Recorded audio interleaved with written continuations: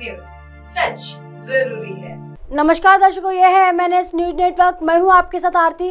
आइए देखते हैं आज की कुछ खास खबरें। कोल्हापुर में हुई झड़पें, राजनीति से प्रेरित, यह महाराष्ट्र के गृह मंत्री की नाकामी, संजय राउत का सरकार पर हमला। उद्धव ठाकरे गुट के नेता संजय राउत ने शुक्रवार को कहा कि कोल्हापुर में शांति बहाल हो गई है। कोल्हापुर में हुई झड़पें राजनीति से प्रेरित थी। बीजेपी ने कर्नाटक में भी ऐसा ही करने की कोशिश की, लेकिन कामयाब नहीं हो पाई। यह महाराष्ट्र के गृह मंत्री की नाकामी है। हालत सामान्य। पुलिसकर्मी तैनात। महाराष्ट्र के कोल्हापुर में टिप्पू सुल्तान विवाद को लेकर बुधवार को हुए प्रदर्शन के दौरान भड़की हिंसा के बाद शुक्रवार को हालत सामान्य हो गई, लेकिन पूरे शहर में बड़ी संख्या में पुलिसकर्मी तैनात है।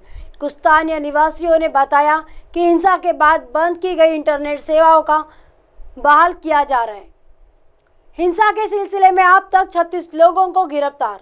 कोल्हापुर में मंगलवार को उस समय तनाव पैदा हो गया जब दो लोगों ने कथित तौर पर 18वीं सदी के मैसूर के शासक टिप्पू सुल्तान की तस्वीर के साथ एक आपत्तिजनक ऑडियो संदेश को अपने सोशल मीडिया स्टेटस पे तौर पर डाल दिया, जिसके बाद टिप्पू सुल्तान की तस्वीर के कथित इस्तेमाल के खिलाफ बुधवार को बड़ी संख्या में प्रदर्शनकारी शिवाजी चौक पर पहुंच गए। इस दौरान पथराव किए जाने से हिंसा भड़क उठी थी। पुलिस ने सैकड़ों प्रदर्शनकारियों को तितर-बितर करने के लिए हल्का बल प्रयोग किया। पुलिस ने बताया कि हिंसा के सिलसिले अब तक 36 लोगों को गिरफ्तार किया गया। आइए देखते हैं अगली खबर की तरफ। रेलवे का हादसा, ट्रेन के डिब्बों में शव से नहीं सड़े अंडों से आ रही थी दुर्गंध। ओडिशा में 2 जून को हुए तिहरे ट्रेन हादसे में शामिल यशवंतपुर हावड़ा एक्सप्रेस के डिब्बे में अभी भी कुछ शव बचे होने की आशंका के बीच एक अधिकारी ने शुक्रवार को स्पष्ट किया कि यह सड़े हुए अंडे थे, न कि मानव अवशेष। बहानगा बाजार रेलवे स्टेशन के पास रहने वाले स्थानीय लोगों ने शिकायत की है कि वहां छोड़े गए कोच से दुर्गंध आ रही थी और कुछ शव अभी भी वहां होने की बात कही थी, इसलिए आ रही थी कोच से दुर्गंध। शिकायत के बाद रेलवे ने राज्य सरकार की मध्य के किनारे पड़े हुए दुर्घटनाग्रस्त कोच की तलाशी ली, जिसके बाद यह पाया गया था कि वहां सड़े हुए अंडों से तेज दुर्गंध आ रही थी, न कि मानव शरीर से।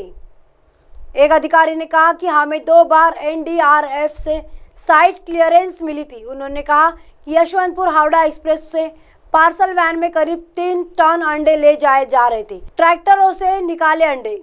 दुर्घटना के बाद सारे अंडे सड़ रहे थे और दुर्गंध आ रही थी। शिकायत मिलने के बाद हमने फिर से कोच और आसपास के इलाकों की तलाशी ली और दुर्घटनाग्रस्त से 3 टैंकरों से अंडे निकाले गए। 22.67 करोड़ का मिला मुआवजा। इस बीच ईस्ट कोस्ट रेलवे के CPRO आदित्य कुमार चौधरी ने कहा कि रेल मंत्रालय ने ट्रेन हादसे के सिलसिले में अब तक 661 पीड़ितों के परिवारों को 22,66 करोड़ रुपए का मुआवजा दिया गया। हादसे में मृतक व गंभीर रूप से घायल लोगों के परिजनों को मुआवजा मिला है। चौधरी ने कहा कि हादसे में अपनों को खोने वाले परिवारों के रेलवे 10-10 लाख रुपए देता है। हादसों में करीब 1200 लोगों को चोटें आई है। आइए देखते हैं अगली खबर की तरफ। धमकियों से आवाज बंद कर सकता है तो यह गलतफहमी है, एनसीपी प्रमुख का बड़ा बयान। वह धमकियों से आवाज बंद कर सकता है तो यह गलतफहमी है। सांसद संजय राउत को मिली धमकी पर एनसीपी प्रमुख का दावा। बयान। इस राज्य के प्रत्येक नागरिक को संविधान के अनुसार किसी भी पार्टी के बारे में अपने विचार व्यक्त करने का अधिकार है। ऐसे में अगर कोई यह सोचता है कि वह धमकियों से आवाज बंद कर सकता है तो यह गलतफहमी है। मुझे सिस्टम और पुलिस की क्षमताओं पर पूरा भरोसा है, जो कानून व्यवस्था बनाए रखने के लिए जिम्मेदार है, इसलिए मुझे इसकी चिंता नहीं है।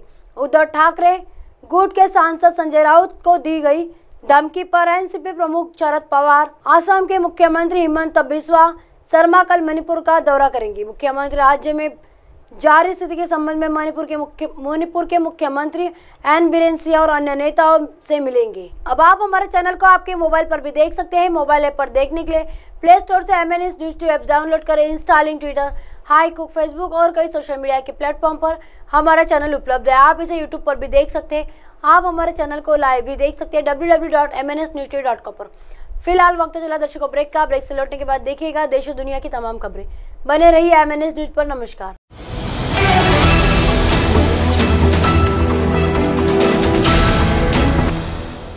ये है MNS न्यूज नेटवर्क। और आप देख रहे हैं MNS न्यूज।